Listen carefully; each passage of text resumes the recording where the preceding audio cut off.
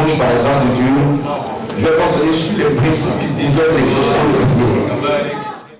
Ça veut dire les choses que tu dois connaître qui vont faire que tu vas être exaucé. Ça veut dire les choses que tu dois connaître qui vont faire que tu seras exaucé.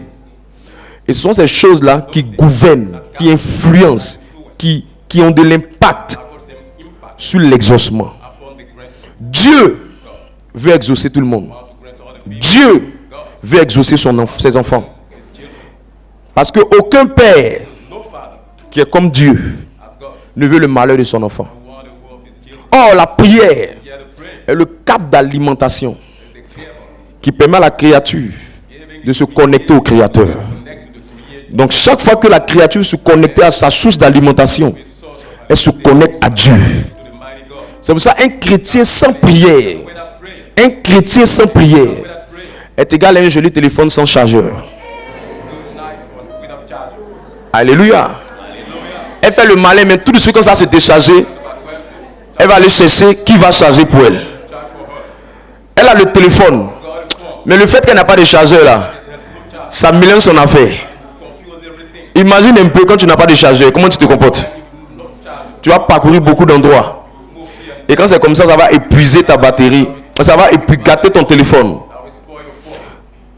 Un chrétien sans prière est égal à un téléphone sans chargeur. Frères, sœurs, la prière est le canal par lequel on amène le surnaturel à devenir naturel. On amène le surnaturel à devenir naturel. Le surnaturel à devenir naturel. La troisième chose que tu dois savoir sur la prière est le canal par lequel Dieu nous écoute. Lorsque Dieu veut écouter ses enfants, il attend qu'ils prient. Lorsque Dieu veut qu'on s'adresse à lui, il n'écoute que la prière. Il n'écoute pas les plaintes. Il n'écoute pas les pleurs. Il n'écoute pas les murmures.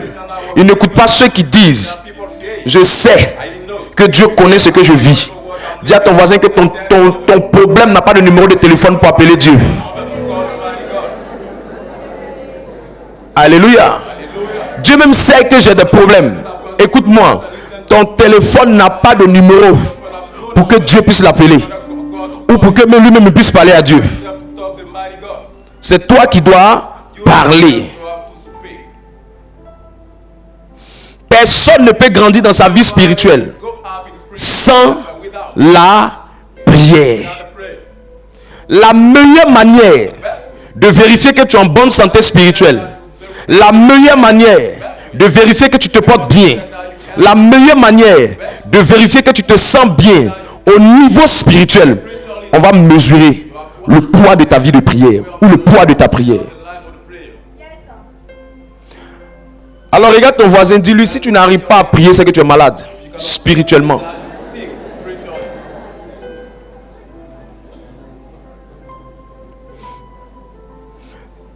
La seule chose qu'un malade recherche, c'est la guérison.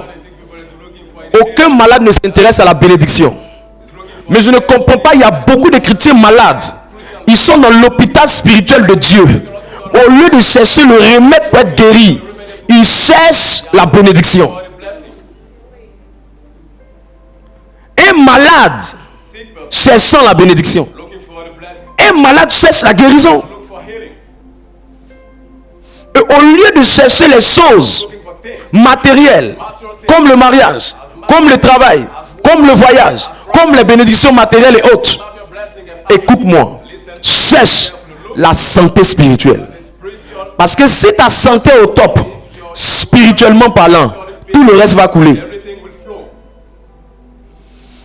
Mais si spirituellement parlant, tu n'es pas au top, peu importe ce qu'on te donne, ça ne changera rien dans ta vie. Allez demander à quelqu'un qui est malade actuellement dans un hôpital. Même sa chaussure ne lui dit rien. Même ses vêtements ne lui disent rien. Même les choses qu'il pense être importantes pour lui avant qu'il soit malade n'ont plus de valeur. La seule chose que son cœur ressent, c'est la guérison. Frère, quelqu'un qui est malade spirituellement, qui a la bénédiction, est égal à un seau qui est percé. Même si on met la plus grande quantité d'eau dedans, ça va couler. C'est pourquoi tu reçois la bénédiction, mais tu ne gardes pas la bénédiction. Peu Mais pourquoi tu reçois le travail, mais tu ne gardes pas le travail? C'est pour ça que tu reçois les bienfaits de Dieu, mais tu ne gardes pas les bienfaits de Dieu matériellement dans ta vie. Pourquoi? Parce que ta santé spirituelle ne te permet pas de garder ces choses. Alors je prie pour toi, que Dieu te donne d'être en bonne santé. Qui honnêtement sent qu'il est malade spirituellement?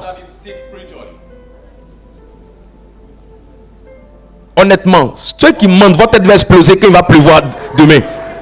Tous ceux qui vont mentir demain, le tonnerre qui va venir là, c'est la maison de Dieu. Si tu entends que ton voisin ne vient plus, faut te dire que c'est le tonnerre qui l'a fait partie, quoi. Lève la main, je vois. Père, dans le nom de Jésus-Christ, rétablis la santé spirituelle de quelqu'un dans le nom de Jésus-Christ. Rétablis la santé spirituelle de quelqu'un dans le nom de Jésus-Christ.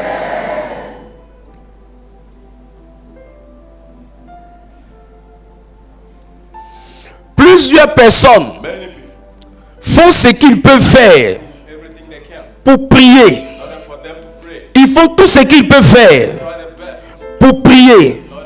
Mais ils demeurent frustrés, découragés, parce qu'ils ont l'impression que Dieu n'entend pas leur prière. Qui est dedans?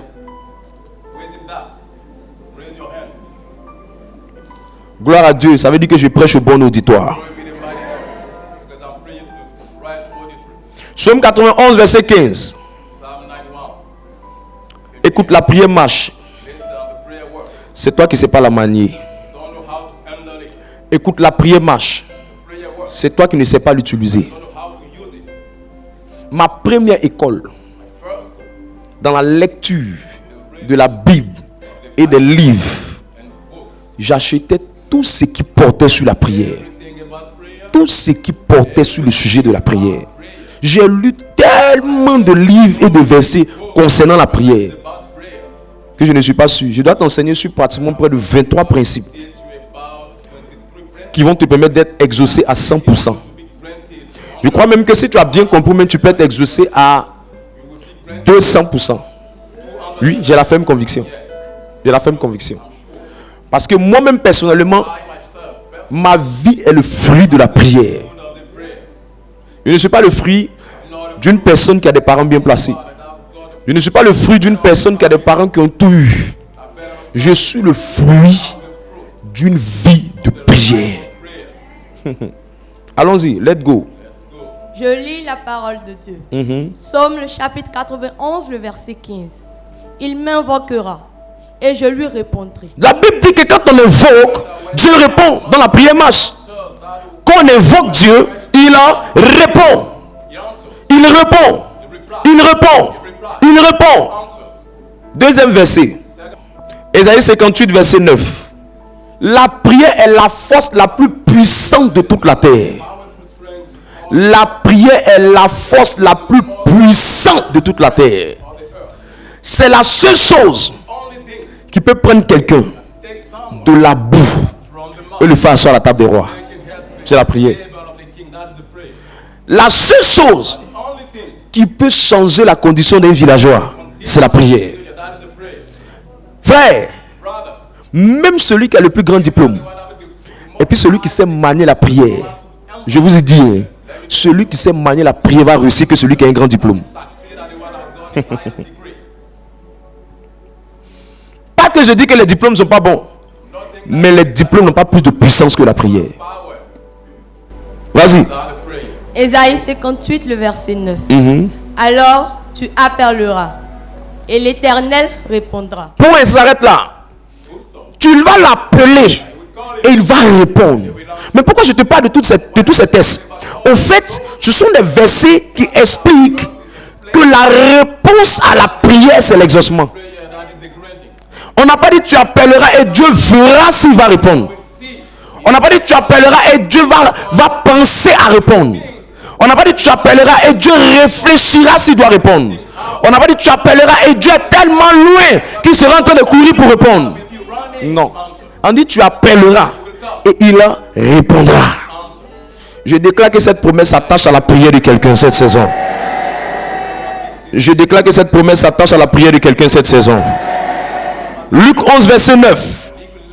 Et moi, je vous dis, demandez et l'on vous donnera. Demandez, vous allez avoir. Cherchez et vous trouverez. Cherchez, vous allez trouver. Frappez Frappez et l'on vous ouvrira. et l'on vous ouvrira. Les trois conditions ne sont pas fermées aux réponses. Toutes les promesses rattachées à la prière, demandez, cherchez, frappez, il n'y a aucune dedans où Dieu a dit, je ne ferai pas. Ça veut dire, la volonté parfaite de Dieu pour ses enfants, c'est de répondre à la prière. Écoute, de la même manière que le but de la gazinière, c'est pour préparer, le but de la prière, c'est pour que Dieu te réponde. Et quand vous lisez l'histoire, Anne a utilisé la prière et Anne a été exaucée dans la prière. 1 Samuel 1 verset 11, 10 à 11. Anne a utilisé la prière et Anne a été exaucée dans la prière. Anne a saisi l'âme de la prière et Anne a vu sa condition changer par la prière. Allons-y. 1 Samuel le chapitre 1 le verset 10. Samuel fait partie des prophètes de haut rang. Et la qualité prophétique de Samuel, on les appelle les prophètes songeurs. C'est des gens, eux, Dieu les parle beaucoup en rêve. Dieu les parle beaucoup en rêve. Ce sont des gens, ils reçoivent chaque fois les réponses à leur prière beaucoup par les rêves. Je prie que quelqu'un ici, qui est un prophète songeur, que Dieu réveille le don qui est à l'intérieur de toi. Samuel, s'il ne dort pas, il ne voit pas. Il doit dormir pour voir. Il y a plusieurs catégories de prophètes. Allons-y. 1 Samuel le chapitre 1 à partir du verset 10. Et l'amertume dans l'âme, elle pria l'Éternel et versa des pleurs. Verset suivant. Elle fit un vœu en disant, Éternel des armées, si tu daignes regarder l'affliction de ta servante, si tu te souviens de moi et oublie point ta servante, et si tu donnes à ta servante un enfant mâle. Elle a demandé un garçon. Je le consacrerai. Et l'Éternel pour tous les jours de sa vie. Je le consacrerai à l'Éternel pour tous les jours de sa vie. Et le rasoir ne passera point sur sa tête. Et après, Anne a vu la réponse à sa prière. Elle a demandé garçon, elle a eu garçon. C'est pas toi, tu demandes femme, tu as garçon. C'est pas toi, tu demandes travail, tu as Josie. C'est pas toi qui demandes la prospérité dans tes affaires, tu as la poussière dans tes affaires. Je lève ma main de prophète. Je déclare, je ne suis pas venu ce matin, ce soir-là, pour parler. Je suis venu pour transporter une présence qui va amener l'exaucement de tes prières. Reçois ça. Il y a des vieux sujets de prière qui vont reprendre vie cette saison. La prière a marché pour Anne. La prière a marché pour Salomon. On n'a pas le temps de lire tous ces textes. La prière a marché pour David. La prière a marché pour comment il s'appelle, pour Pierre, quand il était en prison. La prière a marché pour Daniel, lorsqu'il invoquait Dieu pour avoir la révélation. Tous ces personnages de la Bible, la plupart d'entre eux, la prière a marché pour eux. Or, la Bible dit en Hébreux 13, verset 8, que Dieu est le même hier, aujourd'hui et éternellement. Donc ça veut dire, s'il a fait pour eux, il peut le faire pour toi, il peut le faire pour moi. Écoute, Dieu n'a pas d'enfant préféré. Dieu ne préfère pas les gens du temps de la Bible et il laisse les gens du temps moderne. Non. Ce qu'il a fait pour eux, il peut le faire pour nous. La Bible dit en Malachie 3, verset 6, qu'il est le Dieu qui ne change pas. Alors dis à ton voisin, Dieu ne change pas. Pourquoi toi, chez toi, tu sens qu'il change? Dieu ne change pas. Dieu ne change pas. Dieu ne change pas. Il dit, je suis l'Éternel, je ne change pas. Il n'est pas comme toi, tu t'es minci et tu as grossi aujourd'hui. Non. Dieu, il ne change pas. Ni de forme, ni de visage, ni d'attribut, ni de nature, ni de puissance. Il ne change pas. Et si j'aime le texte de Jacques 1, verset 17, il dit, en lui, il n'y a aucun nombre de variations. Ce français-là me fatigue. Aucun nombre de variations. Je dis, il n'y a pas quelque chose qui peut le changer. Quand il devient un problème qui parle beaucoup, je dis, Dieu n'a pas changé. Il n'y a aucun nombre de variations. Mon cas n'est pas différent. Mon cas n'est pas trop compliqué. C'est de la boue devant mon Dieu. C'est du pain devant mon Dieu. Éphésiens 6, verset 9. Il dit, Dieu n'a pas d'enfant préféré. Il ne préfère pas quelqu'un pour laisser quelqu'un. Ah, je suis impatient de te donner ces principes-là. Ta vie de prière sera catapultée. Éphésiens le chapitre 6, le verset 9. Et vous, maîtres, agissez de même à leur égard et abstenez-vous de menaces, sachant que leur maître et le vôtre est dans les cieux. Et dans les cieux. Et que devant lui, il n'y a point d'acception de personne. Il n'y a point d'acception de personne. La version Semeur essaie d'expliquer pour dire Dieu n'a personne qu'il préfère. Écoute, dis à ton voisin, Dieu ne te préfère pas que moi. Oh, il y a des gens qui disent que Dieu aime les blancs que les noirs. Il y a des gens qui disent que les noirs sont maudits et que les blancs sont bénis. Arrête ça, tu ne connais pas la Bible. Il y a des gens qui disent que les juifs sont mieux que maintenant. Écoute, Dieu nous aime tous. Jean 3,16 n'a pas été écrit pour les blancs. Jean 3,16 n'a pas été écrit pour les chinois. Jean 3,16 n'a pas été écrit pour les maghrébins. Jean 3,16 a été écrit pour tout le monde. Car Dieu a tant aimé le monde qu'il a donné son Fils unique afin que quiconque croit en lui ne périsse point.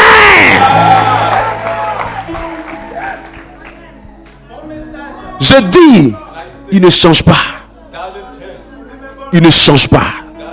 C'est pas parce que tu vis ce que tu vis que Dieu a oublié ce que tu vis. La prière amène à l'existence ce qui n'existe pas. Un homme qui prie transporte la capacité de crier à partir de rien. La capacité de Dieu rentre en lui. La nature de Dieu rentre en lui. Le caractère de Dieu rentre en lui. C'est ce qu'on appelle la vie Zoé, la vie de l'esprit. Il transporte la présence de Dieu. La terre était informe et vide. Genèse 1, verset 1 à 2. La Bible que Dieu dit que la lumière soit. Il n'y avait rien, mais la lumière a apparu. Celui qui prie peut créer des possibilités là où il y avait de l'impossibilité. Celui qui prie a la capacité de Jésus en lui. Il transfère Jésus en lui et Jésus agit par lui. Prie, prie, prie, prie, prie, prie. Prier est mieux qu'affairage. Prier est mieux que papatoya. Prier est mieux que critiquer. Prier est mieux que se moquer des gens. Prier est mieux que regarder la vie des gens. Prier est mieux que se comparer aux gens. Prier est mieux que pleurer. Il n'y a pas un verset qui dit celui qui a critiqué sera exaucé. Celui qui a critiqué sera ceci. Le seul verset qui parle, c'est le verset qui dit vous m'invoquerez et je répondrai.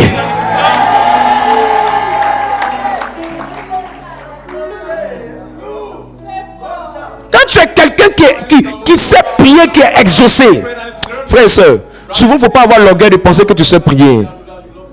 Si je te dis que j'ai lu beaucoup de livres sur la prière, c'est parce que j'entendais beaucoup de gens prêcher sur la prière, mais je priais que je ne voyais pas de réponse.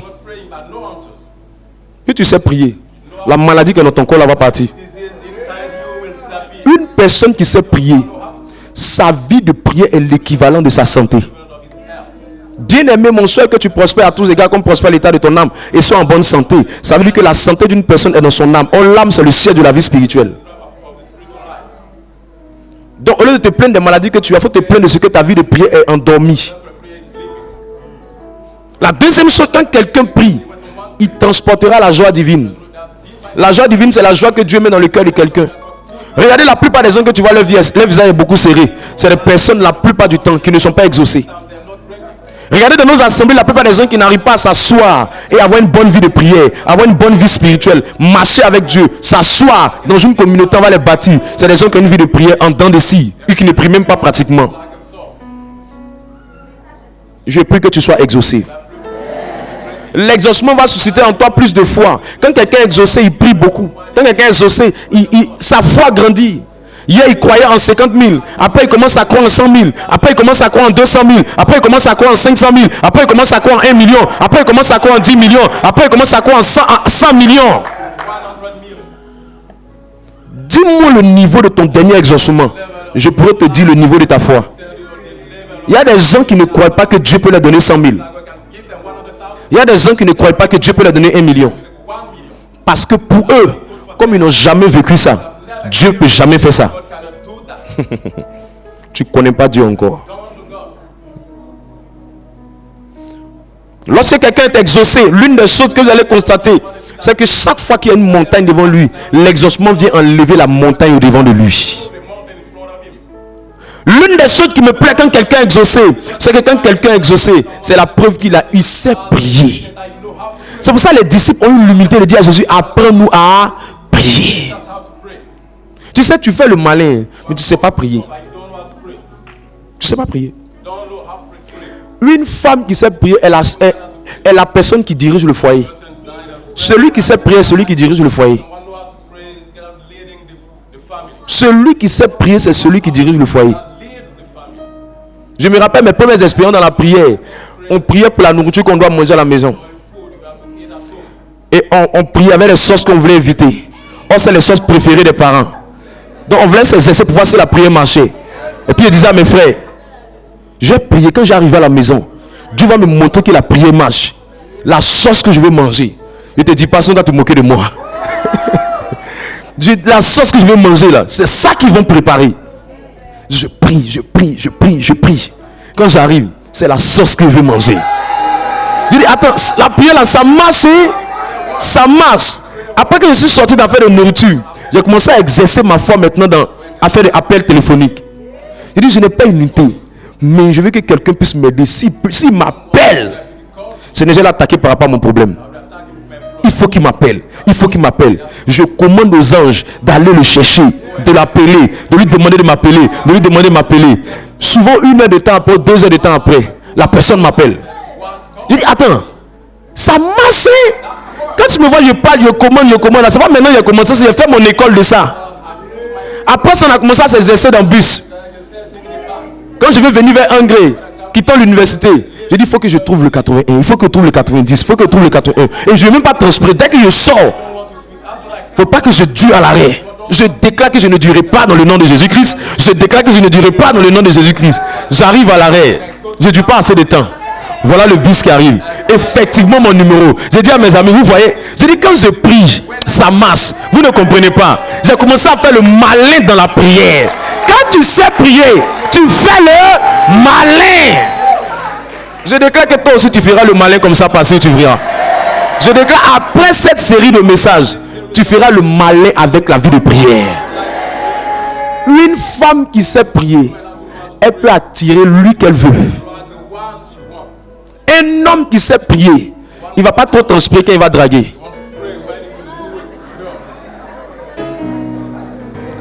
Qui peut le verset qui attrape le cœur des femmes? Actuellement, la personne peut lever sa main.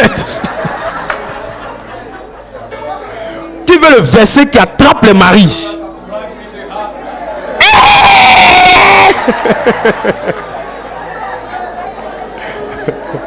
Les hommes veulent le verset qui attrape les maris ici. Waouh, une vie de victoire de métier. Là, je serai mort et les maris là vont venir m'attaquer même ici. Tu vas attraper le mari avec ça. De donner un verset ou bien tu veux 2?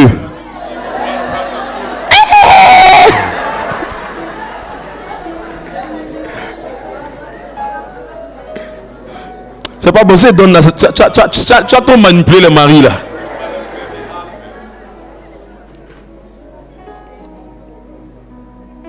Il y a un homme de Dieu qui voulait éloger les bergers.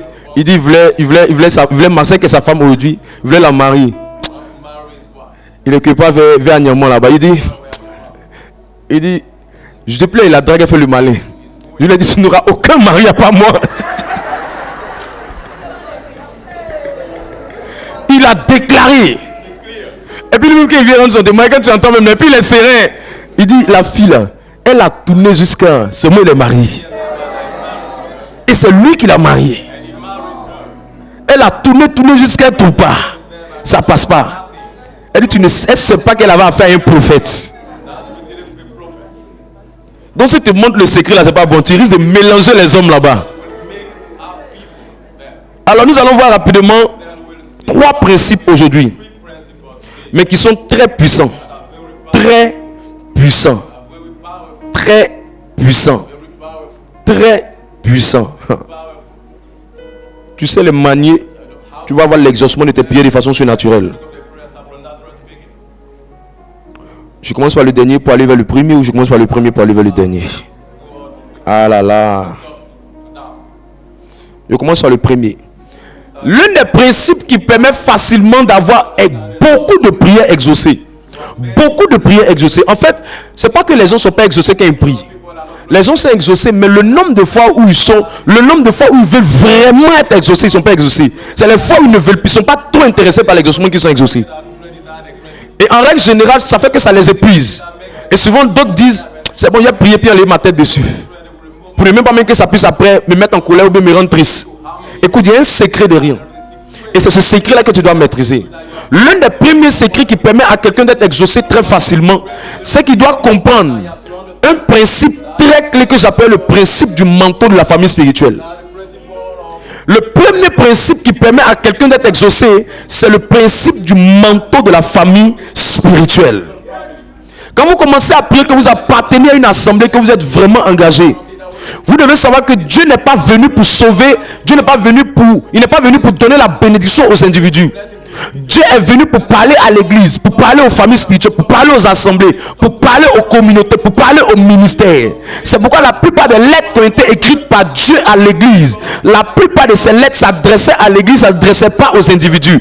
Dieu ne cherche pas à coopérer avec les individus. Dieu cherche à accomplir un but. Dieu cherche à accomplir un mandat. Dieu cherche à accomplir une mission. Et l'une des missions de Dieu, c'est de sauver l'humanité. Et pour sauver l'humanité, il veut que chaque personne, chacun de ses enfants, chaque individu devienne participant à la mission qui est le salut global. Est-ce que tu comprends avec moi? Alors pour pouvoir accomplir cette mission, Dieu a mandaté dans chaque ministère un ange et il a mis sur chaque ministère une grâce particulière qu'on appelle un manteau. C'est pour ça que quand vous lisez l'histoire d'Élie et Élisée en 2 Rois 2, vous allez vous rendre compte que le texte à partir du verset 9 nous parle de Élie et d'Élisée. Et Élisée qui était en train de partir. Et Élie devait laisser un héritage. Élie était en train de partir, il devait laisser un héritage à Élisée. Et l'héritage était symbolisé dans quelque chose. Il ne lui a pas donné une voiture, il ne lui a pas donné une maison, il ne lui a pas donné un terrain, il ne lui a pas donné un cadeau d'anniversaire. Mais ce qu'il lui a laissé, c'était un manteau. C'était un manteau. Et à l'intérieur de ce manteau, il y avait une capacité surnaturelle. Dieu a parlé de ce manteau pour nous donner une image spirituelle. Une image spirituelle de ce que signifie une grâce qui est dans une famille spirituelle. Et quand Élie a laissé le manteau sur Élisée, ce que Élisée faisait par la puissance de Dieu dans sa vie, Élie aussi accomplit la même chose. Quand il est arrivé devant le Jourdain, il a déposé le manteau. La Bible dit que l'eau s'est séparée en 2. La plupart du temps, quand les hommes prient, ils ne comprennent pas un principe. Et c'est ce principe-là qui fait qu'ils ne sont pas exaucés. Ce principe, c'est le principe de l'ange ou du manteau de la famille spirituelle. Chaque fois que des batailles se lèvent, chaque fois que tu invoques Dieu, chaque fois que tu pries à Dieu, l'une des manières de voir l'exaucement plus rapide venir dans ta vie, c'est d'appeler l'ange de ta famille spirituelle, c'est d'appeler le manteau de ta famille spirituelle, c'est d'appeler le pouvoir surnaturel, l'onction qui est sur ta famille spirituelle, afin que les anges qui sont derrière puissent travailler en faveur du sujet pour lequel tu as invoqué Dieu. Est-ce que tu es avec moi? Donc tu vas entendre cette personne dire, le Dieu d'Abraham, le Dieu d'Isaac le Dieu de Jacob, le Dieu d'Élie, le Dieu de ceci. C'est pour invoquer l'ange qui a travaillé avec eux. Tu vas entendre certaines personnes qui vont dire l'ange d'une vie de victoire, l'ange de la famille d'une vie de victoire, sauve-moi, libère-moi de ça, délivre-moi de ça. C'est une prière qu'ils formulent. Mais cette fois-ci, ce qui fait la particularité, c'est qu'ils évoquent l'ange qui est venu travailler pour une mission bien précise. Donc l'ange là ne va pas faire les choses pour eux leur faire plaisir, mais l'ange va exécuter leur volonté dans le but de glorifier Dieu qui l'a mandaté par rapport à cette mission. Qui est là?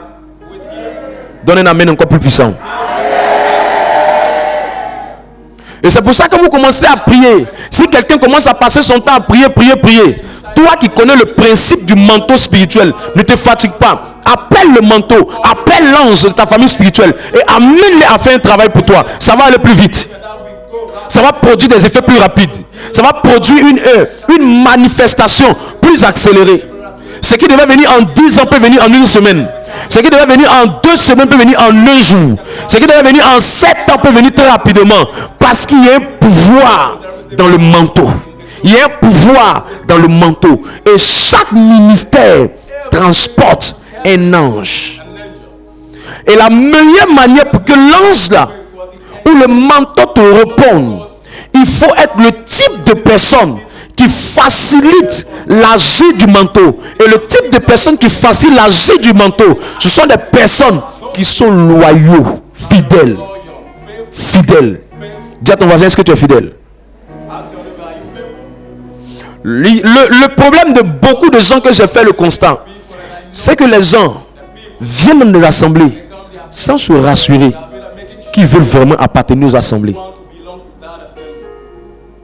Si je te pose la question tout de suite, est-ce que tu penses que tu es dans ton cette communauté sera ta dernière communauté? La question va te déranger. La question va te gêner. La question sera bizarre pour toi. Alors que c'est une question qui est très profonde, mais elle sera bizarre pour toi. Pourquoi? Parce que tu viens dans un endroit sans t'engager dans l'endroit. Je n'ai jamais compris, souvent certains hommes se comportent comme ça avec la femme. Il a matelas, il a caution de maison, il a lit, il a gazinière. Mais il met une femme dans sa maison sans avoir pour désir de la marier ou de s'engager à l'église ou à la mairie avec elle. Mais il est dans la maison avec elle et il est tranquille quoi. Il est paisible dans son esprit.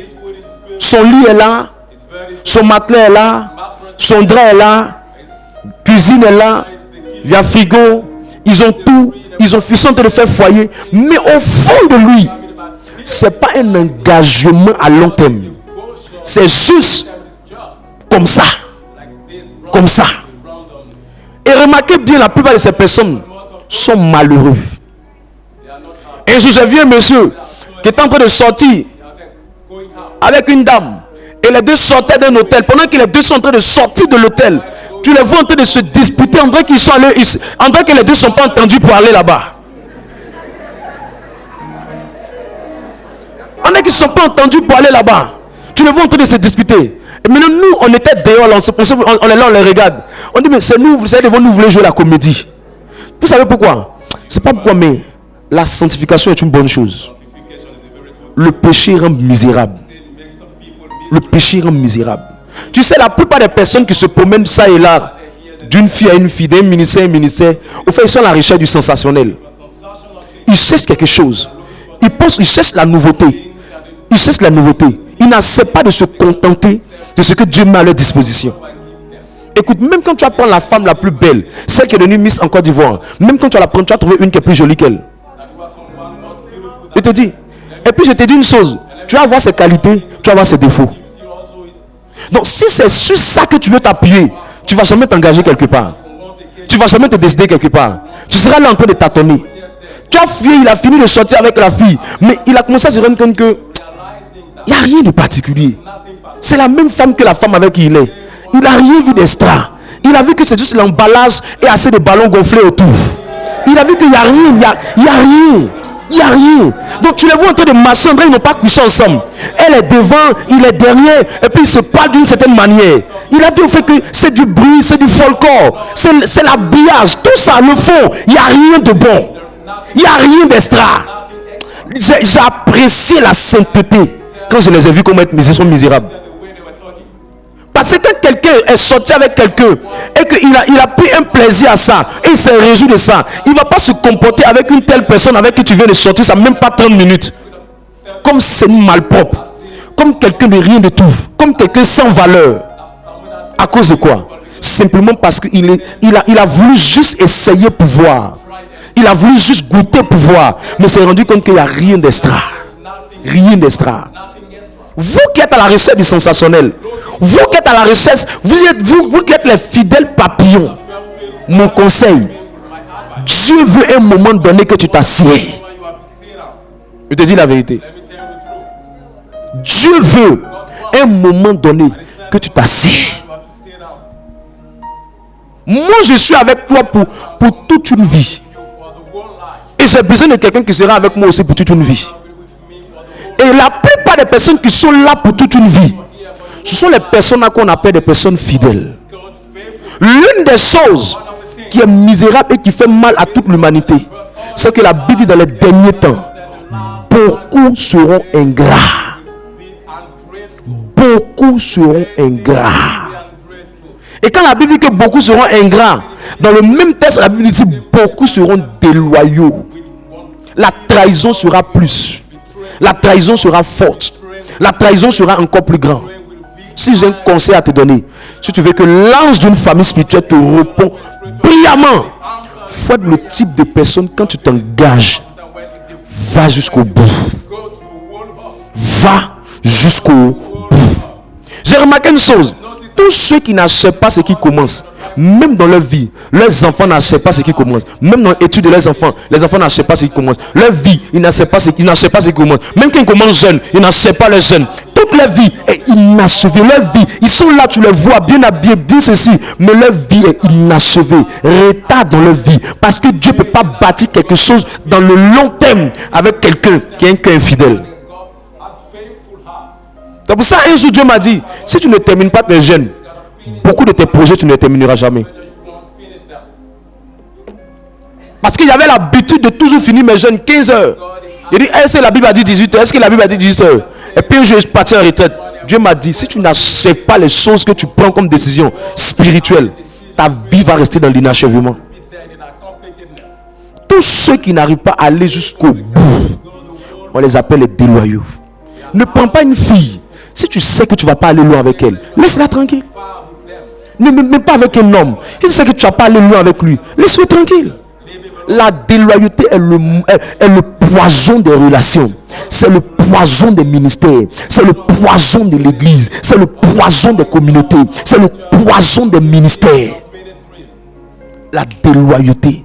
Les gens qui ne peuvent pas aller jusqu'au bout. Les gens qui ne seront pas prêts à être fidèles jusqu'à la mort. Le nombre de ceux qui restent fidèles, on peut les compter. Le nombre de ceux qui disent je commence et je vais jusqu'au bout. Je m'engage et je vais jusqu'au bout. On ne les trouve pas. Des gens qui commencent, ils arrêtent. Ils commencent, ils arrêtent. Leur vie est toujours un temps de scie. Tant au niveau spirituel, tant au niveau matériel, tant au niveau sentimental, à tous les niveaux. Parce que la base, c'est que dans leur vie spirituelle, là, ils ont toujours été comme ça. Il y en a qui sont assis. Aujourd'hui, tu vas venir, on va prier pour toi. Tu vas recevoir certaines grâces, tu vas recevoir certains témoignages. Après ça, le dimanche, on ne te voit plus. Après ça, le dimanche, on ne te voit plus. Après ça, on ne te voit plus. Après ça, tu disparais. Mais est-ce qu'on peut bâtir une maison avec quelqu'un qui ne sait pas où il veut aller? Est-ce que Dieu peut bâtir quelque chose de grand avec quelqu'un qui ne peut pas s'asseoir? Job 1, verset 7. La seule personne qui aime vagabonder, c'est le diable. Lis ça. Moi, je veux pas une foule. Dieu m'a dit, allez partout, faites des disciples. La réussite d'un ministère, c'est le disciple-là. Mes amis, nos ministères catholiques sont remplis de rassemblements. Rassemblement ne peut pas affecter la nation. Je vous dis la vérité. Le réveil ne va jamais venir par le rassemblement. Parce que même les DJ font rassemblement. Le réveil va venir quand nos frères vont commencer à arriver à un niveau où ils peuvent venir s'asseoir dans une assemblée tous les dimanches, tous les mercredis, on les enseigne, on les bâtit, on les enseigne, on les bâtit, on les encadre. Ils deviennent solides. Ils ne s'attachent plus à la personne de l'homme de Dieu. Ils s'attachent à Jésus. Ils peuvent eux-mêmes gérer leur vie chrétienne personnelle. On les bâtit, on les forme. Eux aussi bâtissent d'autres choses. C'est ça qui va apporter le réveil. Ce sont les rassemblements. Ce n'est juste que le rassemblement des chercheurs de bénédiction. Job 1,7. Job, le chapitre 1, le verset 7. L'Éternel dit à Satan, d'où viens-tu? Et Satan répondit à l'Éternel. Satan répondit quoi? Satan répondit à l'Éternel de parcourir la terre et de m'y promener. Regardez le travail de Satan. Dieu te demande, tu viens d'où? Il ne dit même pas, je viens de tel quartier, j'habite dans telle maison, j'habite ici. Il dit, il se promène. Le vagabondage spirituel est la nature du diable. La première prostitution a commencé avec Lucifer. Écoute, je ne cherche pas au fait à t'enseigner dans le but que forcément tu puisses rester ici pour être membre. Mais ça ne m'intéresse pas franchement. Je te dis, ça ne m'intéresse pas. Au fait, je suis en train de t'enseigner pour que l'ange qui est dans cette maison-là puisse te connaître comme un fils, comme une fille, celui qui peut s'appuyer pour accomplir de grandes choses. C'est tout. C'est tout. C'est tout. Mais s'il se rend compte qu'il va te donner le travail, le mariage, la faveur, la gloire, le succès, mais ça ne sera pas bénéfique à l'avancement de l'œuvre, de la mission, de la famille, une vie de victoire. Bon, ça sert à quoi? Parce que le but de la bénédiction, c'est de faire en sorte que toi tu sois béni pour être un canal de bénédiction pour la vision. Qui comprend ce français là? En fait, je ne sais pas si me fait comprendre, c'est assez simple. Hein. Regardez la plupart des gens frustrés là. Remarquez bien. Les gens sont tellement dans les sensationnels, non? Ils pensent qu'ils vont aller, ils vont trouver nouveau. Ils vont aller, ils vont trouver nouveau. Ils vont aller ici. Ils se promènent. Arrivé à ce moment, quand ils font leur propre bilan, ils disent que Dieu est méchant. C'est toi qui es mauvais. Tu n'as jamais pu t'asseoir. Tu n'as jamais pu t'asseoir. Tu n'as jamais pu t'asseoir. Jamais. Et ce qui te fatigue, c'est que tu n'acceptes pas de te contenter de ce que Dieu te donne. Quand Dieu même te convainc que c'est ta place pour t'asseoir, tu cherches. Tu cherches quoi? Dis à ton voisin, tu cherches quoi?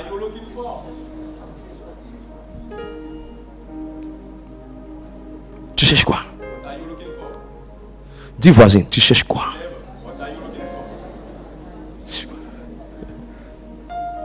Je te dis ainsi, si chacun d'entre vous ici commence à être une personne qui est reconnue, identifiée par l'ange de la maison,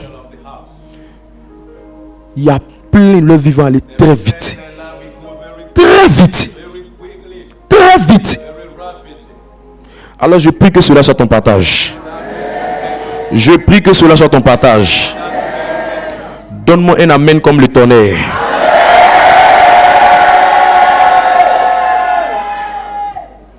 Aucune femme, même quand le garçon est beau, s'il est infidèle, s'il est déloyal, ne veut rester avec lui. C'est pour ça le même jour tu commences à constater l'infidélité de quelqu'un, soit tu t'as déjà embrasé dans le nid et c'est fini, tu ne peux plus partir ailleurs. Mais quand tu observes que c'est quelqu'un qui ne va pas aller loin avec toi, même si tu l'aimais jusqu'à ce que ça puisse déplacer la lune, la moule, ça va rentrer au placard très vite. Parce que personne ne veut s'engager dans un chemin où il ne voit pas devant, il ne voit pas la suite, il ne comprend rien dedans. C'est pourquoi tout homme de Dieu qui est sérieux, qui est honnête, est à la recherche des gens qui ont dans leur cœur le désir d'aller loin avec le ministère. Est-ce que je parle à quelqu'un? Est-ce que je parle à quelqu'un? Si tu restes, tu as ce type de cœur, quand tu vas crier mon Père, dans le nom de Jésus-Christ, que l'ange de la famille Une Vie de Victoire me libère de ça, me sauve de ça, intervient par rapport à ça, ça va aller vite. Je te dis la vérité. Je te dis la vérité. Père, viens sauver la vie de quelqu'un ici. Viens sauver la vie de quelqu'un ici. Viens sauver la vie de quelqu'un. Viens libérer la vie de quelqu'un. Waouh. Le premier syndrome qui fatigue les personnes que Dieu constate qui sont déloyales, c'est ce qu'on appelle le syndrome de Judas. Au fait, la plupart du temps, dans chaque système, il y a toujours un Judas. Et le syndrome de Judas, c'est une maladie. Et cette maladie, elle est démoniaque. C'est une maladie qui influence les gens et qui les empêche d'aller loin avec Dieu. Comment tu fais pour reconnaître le syndrome de Judas en quelqu'un? Le premier signe quand le syndrome de Judas est dans quelqu'un, vous allez constater que la plupart, c'est que ce sont des personnes qui ont tout fait pour être proches. C'est pourquoi la plupart des personnes qui seront dangereuses d'aimer, ce sont les personnes qui sont proches. La plupart des personnes qui trahissent les chefs d'État, ce sont les personnes qui sont proches. La plupart des personnes qui détruisent les foyers, ce sont les amis de couple qui sont proches. La plupart des personnes qui détruisent la destinée des gens ne viennent pas de loin. Ils sont toujours à l'intérieur du système. Judas a mangé avec Jésus. Écoute, la nourriture là, c'est un canal de renforcement de lien. Celui que le diable a utilisé pour te détruire, généralement c'est quelqu'un avec qui tu as déjà mangé une fois. C'est pour ça que le syndrome de Judas est dans un système. Si le Saint-Esprit ne libère pas Judas, la fin de tout Judas, c'est la pendaison, la destruction ou l'auto-destruction. Parce que Judas, Jésus ne l'a jamais touché. C'est lui-même qui s'est tué. Pourquoi il s'est tué? Parce qu'il a regretté l'attitude qu'il a eue. Tu ne peux pas être dans un ministère, venir dans un ministère, des gens vont payer pour toi. Il y a l'intercession. Les gens se battent pour ta vie. Les gens intercèdent pour tes besoins. Les gens pleurent pour tes besoins. L'homme de Dieu se challenge pour ta souffrance. Et un bon matin, c'est toi-même qui seras comme le tueur du système. Quand Dieu voit ça en toi, puisque Dieu connaît le futur avant le présent, quand il voit ça dans ton cœur, tu vas prier autant de fois. Tant que le syndrome n'est pas sorti de ton cœur, Dieu ne fera rien. Dieu ne fera rien. C'est pourquoi à un moment dans ta vie, il faut que tu enlèves ce syndrome en toi. Et l'une des premières choses qui a fatigué Judas, c'est l'offense. Écoute, nul n'est à l'abri de l'offense. Regarde ton voisin, dis-lui, nul n'est à l'abri de l'offense. Tant que tu es sur la terre, tu seras offensé par les hommes. La plus grande cuisinière a été un jour offensée par le feu. Le plus grand couturier a été un jour offensé par la machine. Je ne sais pas comment ça fonctionne. Ceux qui vont t'offenser sont toujours des personnes avec qui tu passes le plus de temps. C'est pourquoi le virus qui donne aux gens de tomber malades, qu'on appelle choléra, vient de la proximité avec l'eau. Quand tu vois quelqu'un qui a choléra, il y a toujours une affaire d'eau dedans.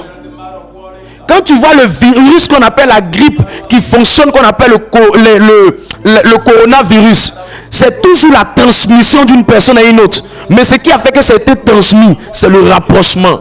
Le syndrome de Judas fonctionne par rapprochement. Et quand tu veux enlever le syndrome de Judas en toi, il faut être quelqu'un qui est anti-offense.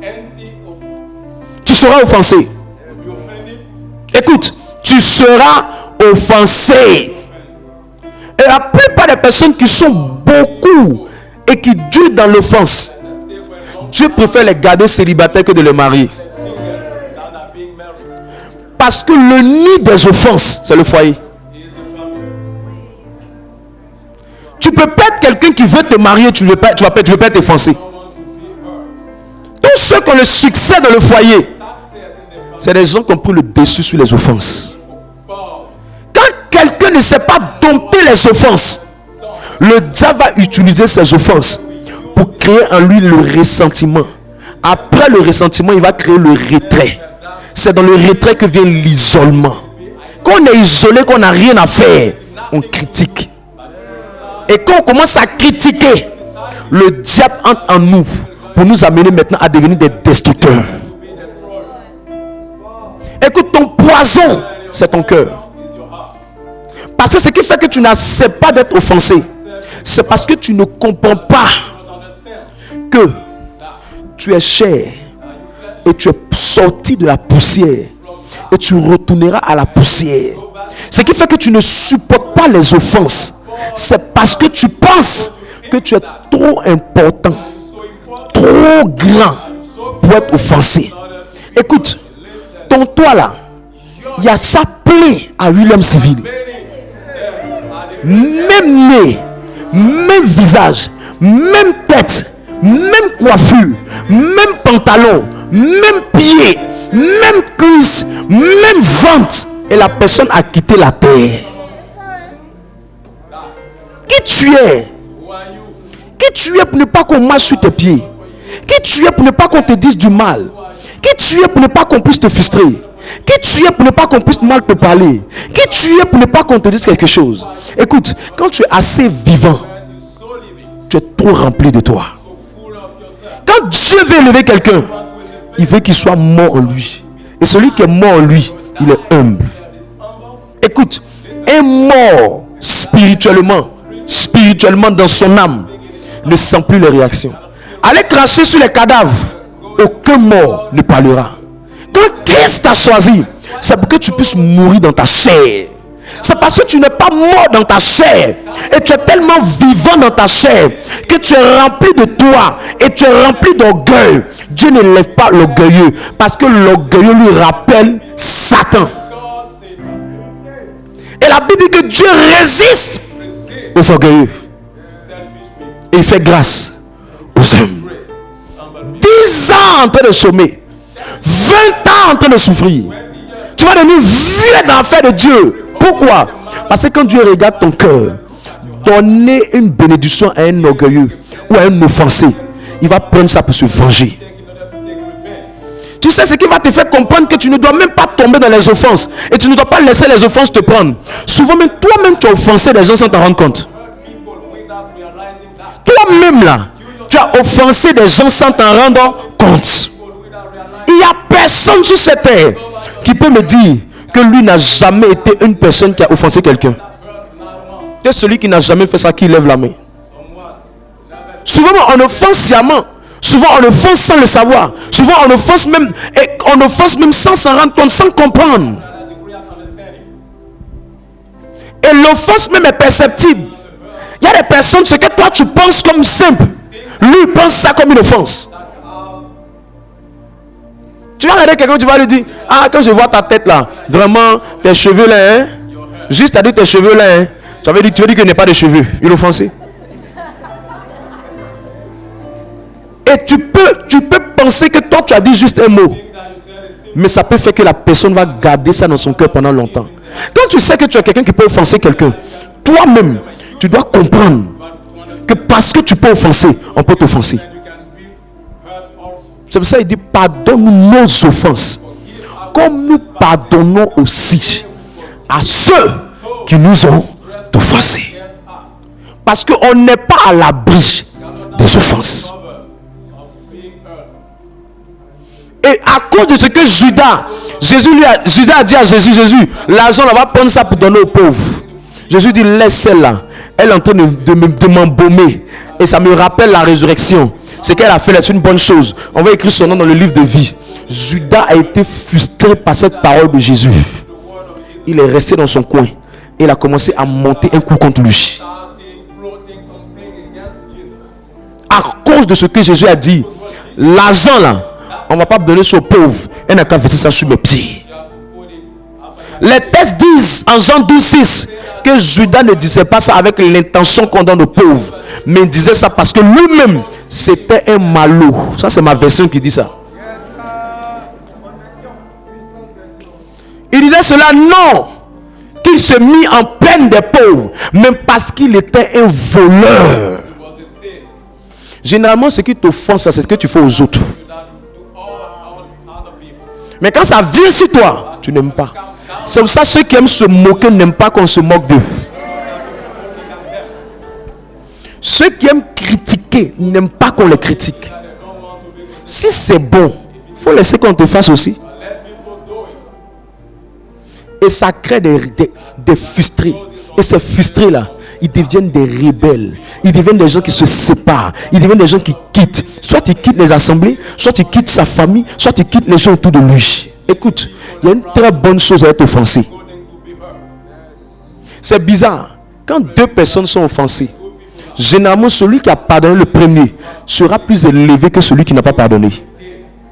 Généralement, quand Dieu permet qu'on t'offense, c'est parce que Dieu veut tester encore le niveau de ton amour. Parce que quand on aime beaucoup, on pardonne beaucoup. C'est pour ça une femme qui est frustrée par le comportement de son mari, si elle l'aime vraiment, elle domine dessus. Pas parce qu'elle aime ce qu'il fait, mais l'amour qu'elle a pour lui étouffe l'attitude qu'il fait envers elle. Si tu aimes, tu pardonnes. C'est parce que tu n'aimes pas assez que tu es beaucoup offensé. Et ce qui est dangereux, c'est qu'à force d'être offensé, ton cœur est malade. Et tu as des maladies de cœur, des maladies cardiaques. Et ce qui est misérable dans l'offense, et je crois que ça c'est une chose négative pour la personne offensée, c'est que souvent même, toi tu es en train de souffrir, mais celui qui t'a offensé est en train de manger à l'eau. Tu sais pourquoi? Parce que souvent même lui-même n'est même pas conscient de ce qu'il t'a fait. Tu sais pourquoi? Parce que si Dieu veut traiter les offenseurs comme toi tu penses qu'il doit les traiter, toi-même tu as offensé quelqu'un. Si Dieu devait mettre la bombe pour brûler la tête de tous les offenseurs, peut-être que tu as offensé quelqu'un aussi, tu seras grillé.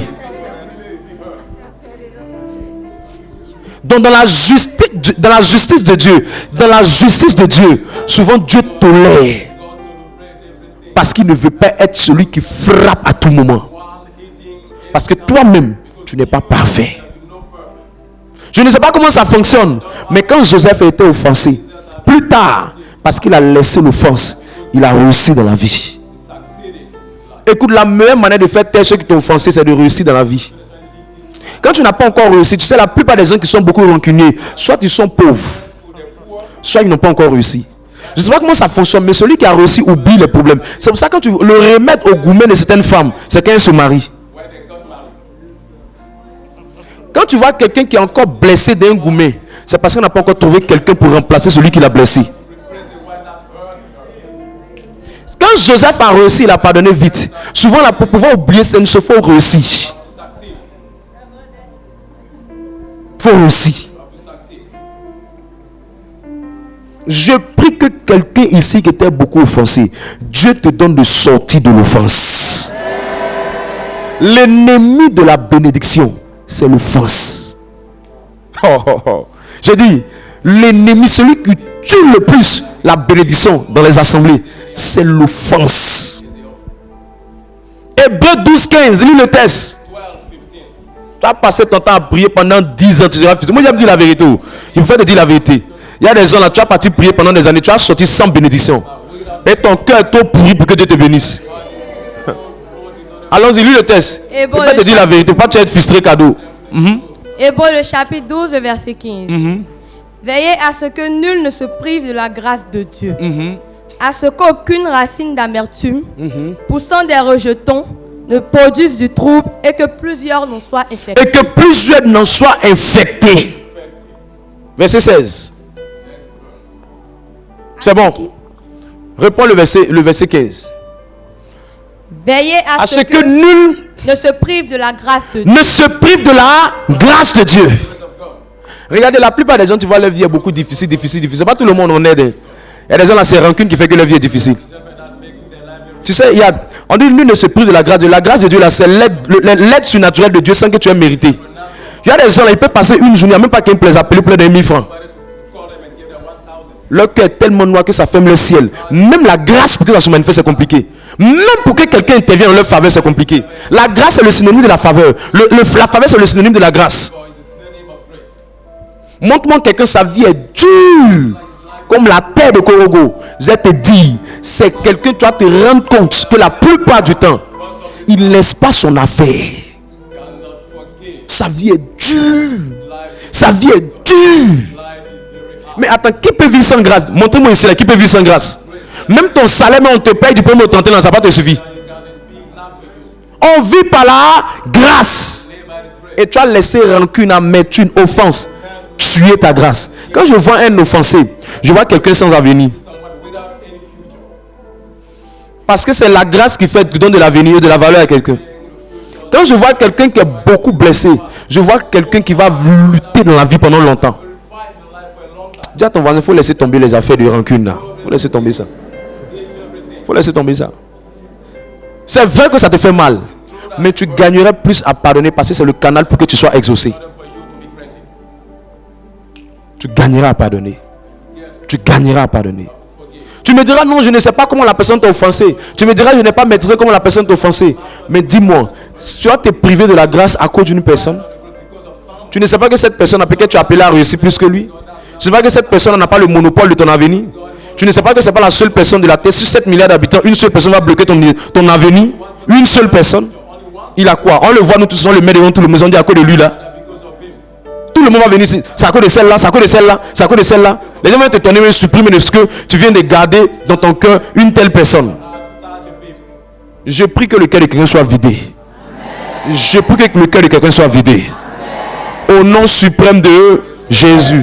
Deuxième principe. Dis à ton voisin, deuxième principe. Dis deuxième principe. Moi j'ai l'habitude de dire aux gens toujours ici. Peu importe qui tu es, je ne sais pas comment ça va se passer, mais moi, il a offensé un jour. Forcé.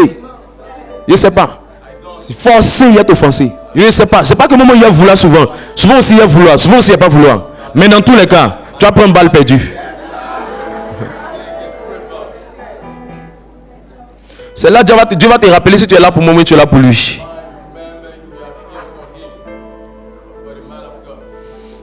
Donne-moi un amen vitaminé.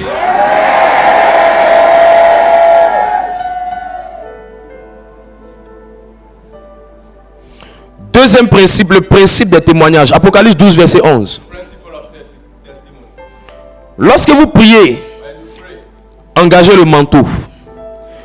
Et rassurez-vous d'être vraiment une personne loyale pour que le manteau vous réponde. Deuxième principe, le principe du témoignage. Apocalypse 12, 11. Vas-y. Apocalypse, le chapitre. Il y a donné des secrets qui ont changé ta manière de prier. Vas-y. Ils l'ont vaincu à cause du sang de l'agneau. À cause du sang de l'agneau. Et à cause de la parole de leur témoignage. Et à cause de la parole de leur témoignage. Écoute, lorsque tu commences à prier, l'une des manières de favoriser l'exaucement de ta prière, d'amener Dieu à exaucer ta prière, c'est de travailler avec ce qu'on appelle le principe du témoignage. C'est quoi le principe du témoignage? C'est d'identifier dans ta vie ou dans la vie de d'autres personnes ou dans la Bible les actes de Dieu, les témoignages des actes de Dieu, les choses que Dieu a déjà fait dans la Bible, les choses que Dieu a déjà fait dans la vie de d'autres personnes, pour ajouter ça à ta requête. Ça va donner du tonus à ta prière. Ça va donner du volume à ta prière. Ça va donner de la grâce à ta prière. Et les témoignages doivent avoir trois sources. La première source, elle doit venir de Dieu. Dieu, c'est ce que Dieu a fait avec Abraham, avec Isaac, avec Jacob, avec Anne, avec ça. Donc quand tu pries, tu dis Seigneur, tu as fait ça dans la vie de Anne, tu as fait ça dans la vie de Jacob, tu as fait ça dans la vie d'Élie, tu as fait ça dans la vie de temps. Quand tu rappelles à Dieu ce qu'il a déjà fait pour d'autres personnes, ça donne à Dieu de s'engager par rapport à ton cas. Il est en train de lui dire, mon cas n'est pas différent, mon cas n'est pas isolé. Tu ne peux pas faire ça pour eux et puis me laisser. Et quand c'est comme ça, Dieu encore se rappelle que eux à leur temps là, ils n'étaient pas morts à la croix. Mais toi à ton temps, il est mort à la croix. Donc celui pour qui il doit intervenir plus vite, c'est toi. Parce que la Bible dit, il n'a point épargné son propre fils. C'est pour ça que la Bible dit, ils l'ont vaincu à cause du témoignage. Deuxième chose du témoignage, toi-même, ta propre vie. Ta propre vie. Ta propre vie. Il y a forcément quelque chose que Dieu a déjà fait dans ta vie. Peut-être que ça peut être au bac, peut-être que ça peut être au BBC, peut-être que ça peut être un jour, un danger devait venir. Quand tu pries, il faut dire Seigneur, je me souviens qu'un jour, je devais mourir. Tu m'as aidé. Tu es le même Dieu qui m'a aidé. Le même ange qui m'a aidé. Je l'appelle dans ma situation. Qui comprend? Moi, les secrets qui font que Dieu agit vite. Faut pas rester là. Je pleure, Seigneur. Faut faire. Arrête ça. Premier sujet jusqu'au dernier sujet, c'est faut faire. Dis à ton voisin, arrête-moi ça. Ou si ce n'est pas toi-même dans la vie de d'autres personnes. C'est pour ça que quand les gens rendent témoignage, faut être sage. Et les gens rendent témoignage, toi tu es jaloux, tu es hypocrite. On saute, tu ne sautes pas. Au lieu de bien écouter ce que l'autre t'a dit, qu'est-ce qui a fait qu'il a eu son témoignage? Tu ne sais pas que ça devient comme une arme pour engager Dieu. C'est pour ça qu'on dit, ils l'ont vaincu à cause du sang. Et à cause de quoi? De la parole de leur témoignage. Donc quand ils envoient la parole d'un témoignage qui vient d'eux, ou un témoignage qui vient de la Bible, ou un témoignage qui vient d'une autre personne, ça engage une puissance et ça repousse le démon qui retenait ça. Qui comprend ce que je dis? Pourquoi tu le dis, modérateur? 4 vérités importantes. Tu veux même 5. Première vérité qui fait qu'il faut engager les témoignages quand on prie. Ce que Dieu a fait auparavant est la base pour ce qu'il va faire à nouveau. Qui est d'accord? Ce que Dieu a fait auparavant est une base pour ce qu'il fera ou pourra faire à nouveau. 1 Samuel 17, 34 à 37. Il faut changer ta manière de prier. Tu viens mais tu n'as même pas des arguments, tu n'as même pas les mots. Tu es là, tu parles seulement. On ne sait pas ce que tu es en train de dire. Pourquoi tu dois engager les témoins? Ils sont en train de montrer ça. La première vérité, ce que Dieu a fait auparavant est une base pour ce qu'il fera ou pourra faire à nouveau. 1 Samuel 17, 34. 1 Samuel, le chapitre 17, à partir du verset 34. David dit à Saül. David dit à Saül. Ton serviteur faisait paître les brebis de son père. Et quand un lion ou un ours venait en enlever une du troupeau, je courais après lui. Ouais, il est en train de parler de ce que Dieu faisait pour lui. Continue. Je le frappais. Et j'arrachais la brebis de sa gueule. Il est en train de parler de ce qu'il faisait quand il était dans ses combats. S'il se dressait contre moi, je le saisissais par la gorge, je le frappais et je le tuais. Vas-y. C'est ainsi que ton serviteur a terrassé le lion et l'ours. Et il en sera du Philistin, de cet incirconcis, comme de l'un d'eux, car il a insulté l'armée du Dieu vivant. Merci. Verset 37. David dit encore, l'Éternel qui m'a délivré de la griffe du lion et de la patte de l'ours, me délivrera aussi de la main de ce Philistin. Et Saül dit à David, va, et que l'Éternel soit avec toi. Mais regarde ce qu'il a dit. Ça ressemble à CV. Quand on fait nos CV, c'est pas comme ça on fait. On parle de ce qu'on a déjà eu comme expérience dans une entreprise. Donc un témoignage que tu viens annoncer ou identifier dans ta prière ou engager dans ta prière, viens rappeler à Dieu ce qu'il a déjà fait, alors il peut le faire encore. Dis à ton voisin, n'oublie pas ce que Dieu a déjà fait avec toi. C'est une âme pour pouvoir intervenir dans la prière. Deuxième vérité, ce que Dieu a fait pour l'un est la base pour ce qu'il peut faire pour l'autre. Luc 1, 36 à 37. Je vais vous montrer comment Élisabeth est tombée enceinte. La plupart des témoins que vous voyez dans la communauté là, la plupart, même si on vous envoie dans d'autres assemblées, vous allez durer avant d'avoir les mêmes témoignages. Pourquoi? Parce que ce que Dieu a fait pour l'un, l'ange qu'il a fait, il est présent. C'est une base pour qu'il fasse encore pour une autre personne. Et c'est comme ça que Marie va tomber enceinte après sa cousine Élisabeth. Luc 1, 36 à 37. Luc le chapitre 1 à partir du verset 36. Voici, Élisabeth, ta parente. C'est l'ange qui vient lui parler. Il dit, Élisabeth, ta parente, elle-même qui a même sang que toi là, elle-même qui est comme toi là, c'est que tu connais là. A conçu Elle aussi un fils en sa vieillesse. Et celle qui était appelée stérile est dans son 6e mois. Elle est dans son 6e mois. L'ange est en train de lui parler de ça. Puisqu'elle réfléchissait, elle dit, vraiment, est-ce que moi je peux tomber enceinte? Qu'est-ce qui va se passer? L'ange lui dit, écoute Marie, toi-même là tu es fraîche. Elle est vieille même. Elle est vieille. Et puis Marie qu'elle est vieille, elle est dans son 6e mois. Et avant on disait qu'elle était stérile. C'est de quoi tu as peur? Verset 37, le verset 37. Car rien n'est impossible à Dieu. Tranquillement. Il est en train de lui dire, ce qu'il a fait pour ta cousine là, il va faire ça pour toi. Ce qu'il a fait pour elle là, il va le faire pour toi. C'est pourquoi la deuxième vérité dit, ce que Dieu a fait pour l'un est une base pour ce qu'il fera pour l'autre. Quand quelqu'un vient s'asseoir ici, il dit, je veux rendre témoignage, voilà ce que le Seigneur a fait. Faut l'emmaner ça. Et quand tu vas prier, tu dis, il y a une soeur qui est venue parler là. Papa, elle n'a pas 4 nez. Elle a un nez. Elle est comme moi. Et puis elle-même là, je la connais, les serviteurs. Elle-même, tu la vois, mais elle est bandite même. Il y a sa bouche même dessus. Seigneur, faut intervenir pour moi aussi. Troisième vérité. Les témoignages dans la prière sont des moteurs de la foi et sont des moteurs pour avoir une grande attente. Quand Dieu fait pour quelqu'un, ça crée une foi en toi et puis ça amplifie ton attente. Tu dis, il faut que je peux m'attendre aussi à ça. Je peux aussi m'engager. Je peux aussi me mettre dans tel projet. Je peux aussi m'engager dans telle affaire. Ça crée une grande attente en toi. Luc 1:38. Ça alimente ta foi et ça alimente vos attentes. Vas-y. Marie ne croyait pas encore et sa foi va prendre vie. Verset 38. Luc le chapitre 1, le verset 38. Quand l'ange a fini de parler, maintenant regardez comment elle va répondre. Marie dit, je suis la servante du Seigneur, qu'il me soit fait selon ta parole. Et l'ange la quitta. Tranquille. Qu'il me soit fait selon ta parole, ça veut dire qu'il a parlé. Quand il a fini de dire, ta cousine Elisabeth est tombée enceinte. Regarde, elle est âgée. Celle qu'on dit qu'elle est enceinte, elle n'est pas 1 mois de grossesse, elle a 6 mois. Grossesse est trop avancée. Si ça arrive à 6 mois là, il ne reste pas assez de temps, elle va accoucher. Écoute, Marie, elle était vieille, elle est tombée enceinte. Toi, on te dit que tu as tombé enceinte, tu viens dire comment ça va se passer, comment ça va se passer. On dit, rien n'est impossible à Dieu. Quand Marie a fini d'entendre ça, elle est restée calme. Elle dit, je suis la servante du Seigneur. Amen. Amen. Amen. Amen, amen, amen, amen. C'est ce que ça veut dire. Qu'il me soit fait selon sa parole. Ça veut dire amen, le fiat. Amen.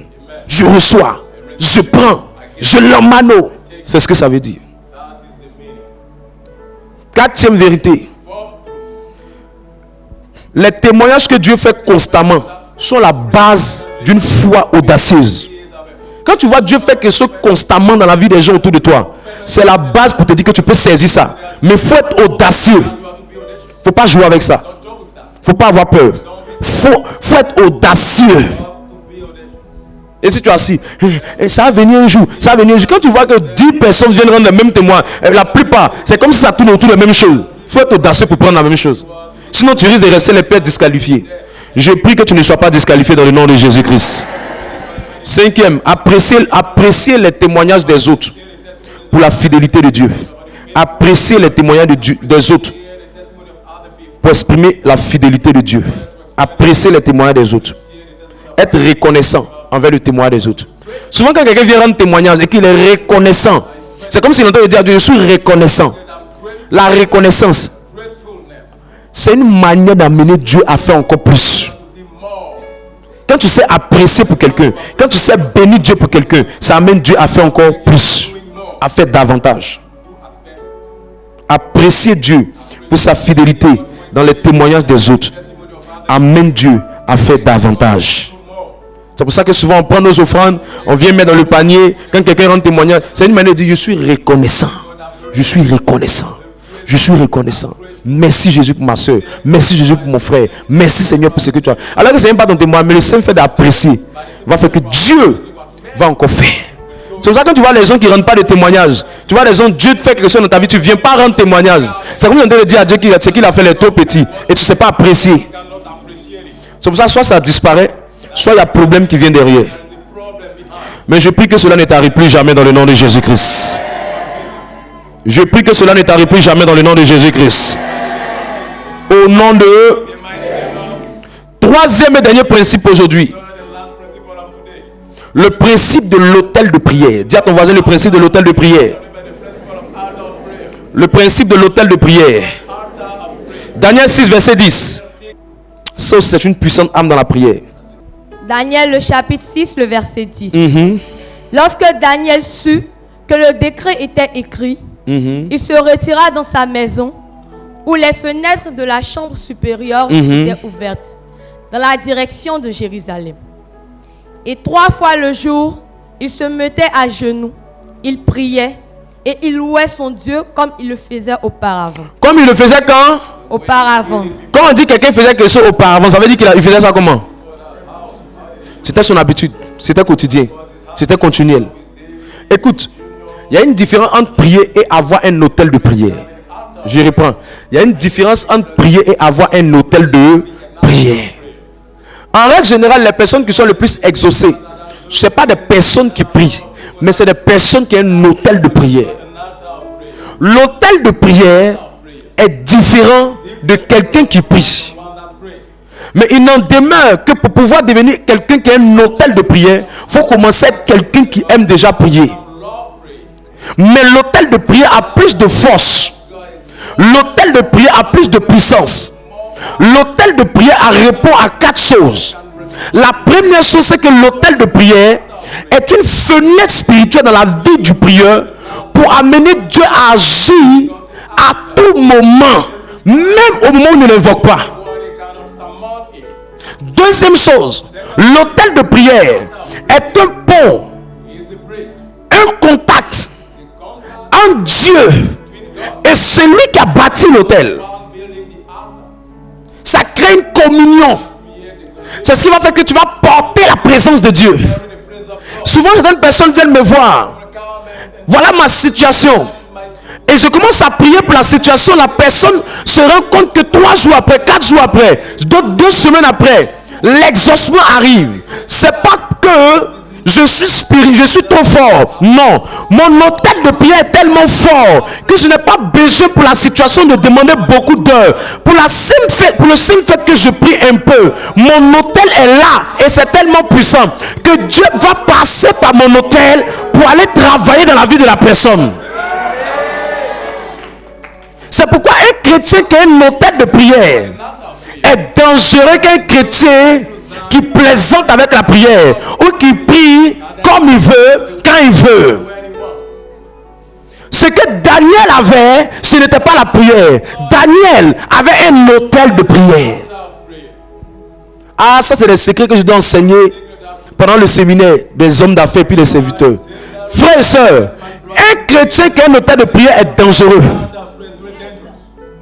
Troisième avantage de l'autel de prière. L'autel de prière est une plateforme de transformation ou de transfiguration. C'est là que Dieu passe pour changer ton niveau spirituel. Quatrième chose que l'autel de prière est. L'autel de prière est une plateforme pour le combat spirituel contre les forces qui interceptent les promesses ou le projet de Dieu dans ta vie. Qui comprend les 4 choses? C'est pourquoi un autel de prière est puissant et ça favorise l'exaucement et beaucoup d'exaucement. Une maison où il y a un autel de prière, c'est comme si le ciel est ouvert 24 heures, les anges montent, descendent, les anges montent, descendent, les anges montent, descendent. Une vie où il y a un autel de prière, c'est comme une vie où il y a une fenêtre, les anges montent, les anges descendent. En fait, les activités spirituelles sont fortes. Aujourd'hui, beaucoup de ministères n'ont pas d'autel de prière et ça les rend faibles. Beaucoup de communautés n'ont pas d'autel de prière et ça les rend limités. Et ça fait que quand des gens ont des hôtels de prière et qu'ils opèrent dans certaines dimensions, les gens sont tellement habitués à une certaine dimension de Dieu qu'ils ne croient même pas que Dieu peut faire ça. Frère, Dieu peut faire. C'est toi qui n'as pas un hôtel de prière. Je ne sais pas c'est quoi Dieu ne peut pas faire. Dieu peut faire. Je dis, Dieu peut faire. Il n'y a rien qui peut limiter la main de Dieu. Mais le canal, c'est l'autel. C'est l'autel. C'est l'autel. c'est l'autel. Comment je fais pour avoir un autel de prière? Étant donné que l'autel de prière est une puissante plateforme d'exaucement. Écoute, ne cherchez pas l'exaucement, cherchez à bâtir l'autel. Si l'autel est là, l'exaucement va couler. Mais bâtir un autel, c'est très difficile. Un autel. Quand on dit que quelqu'un a un autel de prière, l'une des choses qui permet de bâtir un autel de prière, c'est qu'il doit avoir dans la vie de la personne la régularité, la constance, la persistance, l'endurance. Quand on dit qu'il y a autel de prière, c'est qu'il y a la constance, il y a la persistance, il y a la régularité ou la continuité, il y a l'endurance. Qu'est-ce que ça signifie concrètement? Au fait, on dit Daniel, lui, il a établi un autel de prière. Il dit, moi là, dans la journée, je dois prier 3 fois.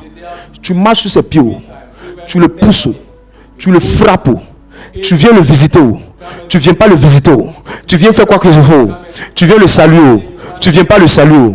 Lui, Daniel, il prie 3 fois par jour. Et on dit comme il le faisait auparavant. Et on parle de qui? On parle d'un homme super occupé qui avait pratiquement près de 3 postes. Mais il avait un autel de prière. Quand tu as un autel de prière, tu as une organisation de prière.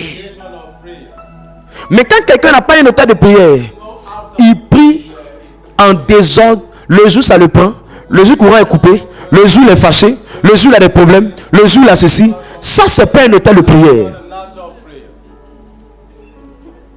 C'est pourquoi quand quelqu'un a un autel de prière, il est dangereux. Plusieurs personnes sont frustrées à l'école de l'exaucement de leur prière parce qu'ils sont sans école autel de prière. Acte 3 verset 1. Je vois Dieu te donner un autel de prière. Je vois Dieu te donner un autel de prière. Tu es un chrétien, tu vas à l'église, ça fait des années, tu n'as même pas d'autel. Au fait, quand une activité angélique veut se faire, quand un ange venu intervenir dans ta vie, ne sais pas à quelle heure il va venir. Parce que toi-même tu es là comme ça, là, tu te promènes. Le jour tes pieds se mélangent, tu dis tu as prié. Donc Dieu n'a pas un programme pour agir dans ta vie. Il ne sait pas comment il va faire. Alors que la prière est le canal par lequel Dieu. Quelqu'un me dit non, mais Dieu le jour il veut venir, il veut venir. Je ne sais pas le jour il veut venir. Hein. Dieu vient quand il y a le temps de prière. Maintenant, pour que Dieu vienne selon toi, il faut que tu pries toi-même. Mais quand l'autel de prière est déjà établi, Dieu sait que c'est déjà un pont. Il va toujours fonctionner avec ça pour travailler dans ta vie. C'est pour ça que les chrétiens qui ont un autel de prière sont terribles dans le monde spirituel.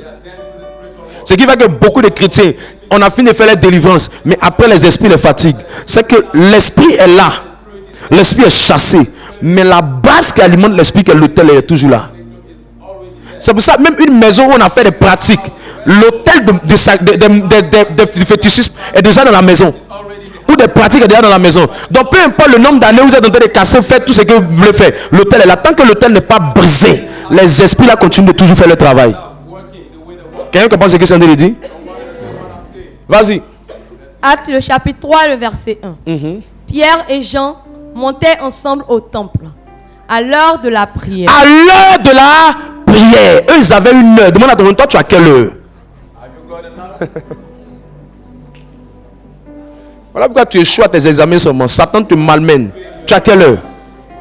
Tu as quelle heure? 1. Tu es pauvre. 2. Tu n'es même pas comme Daniel. Daniel est riche. Il a 3 postes. Il est premier ministre. Il est gouverneur. En dehors de ça encore, c'est un puissant homme d'affaires. Mais il arrive à s'organiser. Toi, tu es là. Seigneur, demande des milliards, demande des milliards, demande des milliards. Ça sera des souhaits. Si les souhaits étaient exaucés, les mendiants allaient réussir. La seule chose qui va te faire réussir dans la vie, c'est que tu quittes maintenant la dimension d'un chrétien qui prie et tu rentres dans la dimension d'un chrétien qui a un autel. Et quand tu as un autel, tu as un programme de prière. Matin, c'est à telle heure je prie. De temps à temps, il faut que je prie à cette heure. De temps à temps, il faut que je prie à cette heure. De temps à temps, il faut que je prie à cette heure. Pierre et Jean montaient au temple à leur heure de prière. Dieu m'a dit une chose. Il m'a dit, si tu veux que je te donne, je veux dominer les principautés dans le monde spirituel. Il faut avoir un hôtel. Si tu veux amener le peuple à être des victimes d'exaucement, l'exaucement qui vient là, s'ils sont embouteillagés pendant l'exaucement, il faut leur apprendre à établir un hôtel de prière. Les sorciers n'ont pas peur de qui prie. Les sorciers ont peur de qui est un hôtel. Les hommes là, Pierre et Jean, il ne faut pas t'amuser. Après ça, qu'ils sont quittés à la prière, ils sont allés soulever paralytique à marche. C'est à Abidjan, on dit fait médicament. Mais son hôtel est fort. C'est pas quelqu'un qui vient s'amuser parce qu'il a toffee à manger, il va partir manger toffee. Il y a des gens, plein de gens, ils sont indisciplinés. Aucune organisation de prière. Tu n'as rien dans ta vie, tu n'as même pas un bon boulot. Ta vie sentimentale, tu ne vois pas la tête, tu ne vois pas la queue. Organise ton programme et puis prie. Organise ton emploi du temps de prière. Tu n'as même pas un agenda de prière.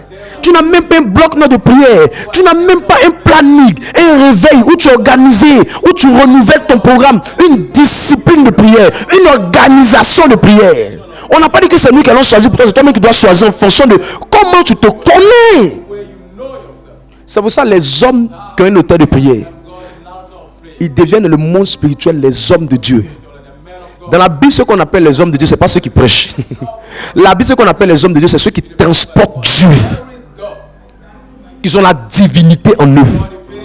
Quelqu'un m'a dit, quand tu pries là, j'ai l'impression que Dieu t'exauce vite. Ce n'est pas que Dieu m'exauce vite. Je transporte la divinité. Et quand tu transportes la divinité là, tu dois être très strict en termes de prière. Mes amis, le jour où ma vie de prière meurt, mon hôtel de prière meurt, frère, je préfère ne plus prêcher. Ça sera du bruit. Ça sera du bruit. Je ne veux pas faire du bruit. Je veux faire le ministère. Et pour bien faire le ministère, je dois porter la casquette divine d'homme de Dieu. Homme de Dieu, ce n'est pas le micro.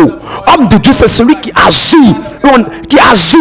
Et dans sa manière d'agir, il fait amener le ciel à intervenir. Deviens un homme qui bâtit un hôtel de prière. Oh, si une femme d'affaires a un hôtel de prière, elle sera dangereuse. Avant, les mendiants allaient au temple parce qu'eux avaient des hôtels de prière. Mais aujourd'hui, demandez où les mendiants vont. Parce que les mendiants connaissent où il y a l'argent. L'argent n'est plus dans l'église. Les mendiants savent que l'argent n'est plus dans l'église. Aujourd'hui, je parlais avec un ami homme de Dieu. Je lui dis, mais pourquoi les ministères n'arrivent pas à acheter les parcelles qui sont au cœur de la ville? Au cœur de la ville. Pourquoi ils n'arrivent pas à acheter les parcelles au cœur de la ville? La plupart de nos paroisses, c'est des parcelles qu'ils ont pris des années en arrière. Mais combien de ministères peuvent prendre des grands terrains, comme le terrain que Oka est en train de prendre, comme les terrains qu'Abidjan. Pourquoi les ministères ne peuvent pas prendre ça? Parce que l'église est pauvre, les chrétiens sont misérables.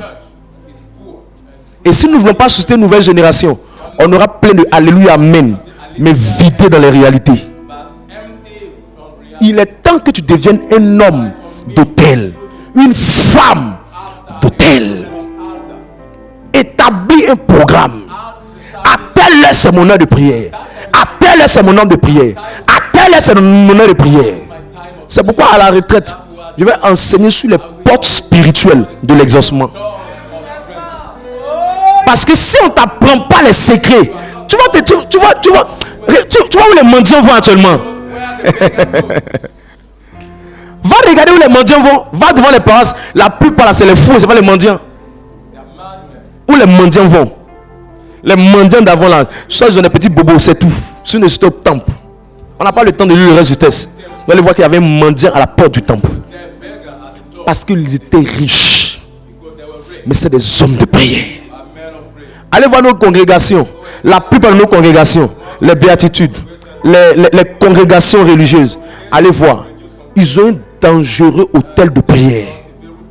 Avez-vous déjà entendu un jour une sorcière partie manger une soeur en plein couvent? Avez-vous déjà entendu ça? Pourquoi? Mais ce sont les charismatiques qu'on voit, la plupart, ils sont grillés par le royaume des ténèbres. Ils ne sont pas disciplinés. J'aime ce qu'Ecclésiaste dit. Ecclésiaste 10, 16 dit: malheur au pays dont le roi mange le matin. Comment toi tu es un homme d'affaires, tu n'as même pas encore pu taper 2 heures de prière, tu te laisses faire les affaires. Il y a un gars comme ça. Plaisanter. Un gars qu'un Libanais va sucer très vite. Dieu le regarde, il y a le misérable en train de sortir. Aucun hôtel derrière lui.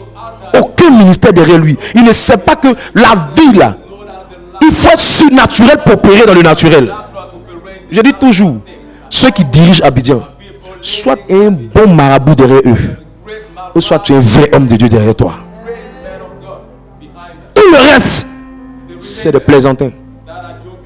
Mais je lève ma main de prophète. Qu'une nouvelle génération sera levée cette saison. Qu'une nouvelle génération sera levée. Reçois ce feu.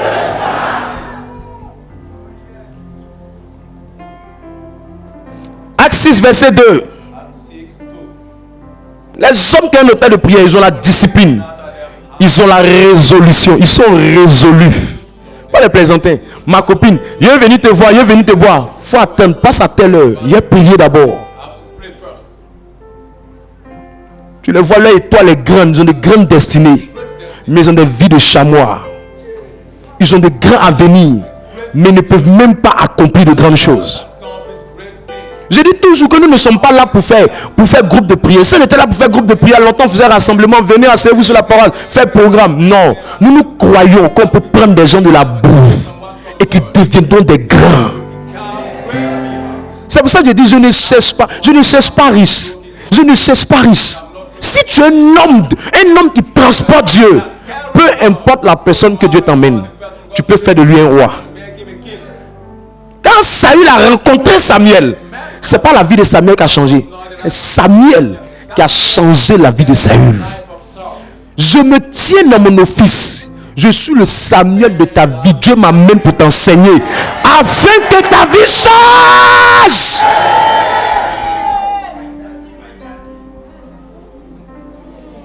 Allons-y.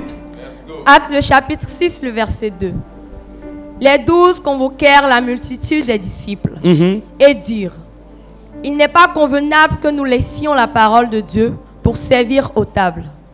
Il n'est pas bon, on ne va pas laisser la parole de Dieu, la prière, pour lui rentrer dans l'affaire de manger. Écoute, quand tu veux être un homme discipliné, résolu, il faut connaître les ennemis, les tueurs des hôtels de prière. Les choses même qui viennent tuer ton hôtel de prière. Si tu les connais, tu vas les anticiper. Si tu les connais, tu vas les renverser. Dieu ne donne pas un domaine pour que quelqu'un devienne meilleur en vain. Il ne se pas en train de prêcher à des gens qui veulent manger à Loko et à Tupou. Je suis en train de prêcher aux gens que je veux que Dieu inscrive dans la race des meilleurs dans cette nouvelle génération. Si tu m'entends, tu vas me dire un amen comme le tonnerre.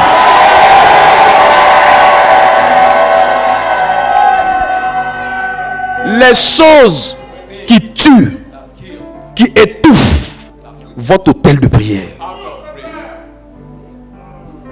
Les choses qui étouffent, qui tuent votre hôtel de prière. Il y en a 10. Si tu sais les enlever dans ta vie, les tuer, tu seras un géant. Les anges veulent faire. La main de Dieu veut faire. Dieu, ça bloque. Il y a des gens ici qui doivent depuis être admis à des concours. Ce n'est pas votre faute. L'ange veut faire, mais il n'y a pas la piste pour qu'il travaille. Il n'y a pas la piste. Le numéro 1, c'est la nourriture. L'excès de nourriture. L'excès de table. À la retraite des serviteurs, je vais vous montrer comment on fait pour manger, pour pouvoir se lever tôt le matin. Tu ne connais pas ça, mes amis. Tu as fait du bruit. Vous pensez qu'on réussit par diplôme? Je connais plein de gens qui sont diplômés. Ils sont en train de se promener. C'est le spirituel qui domine sur le physique. Alors, tu veux savoir? Rendez-vous est pris pour le dimanche prochain.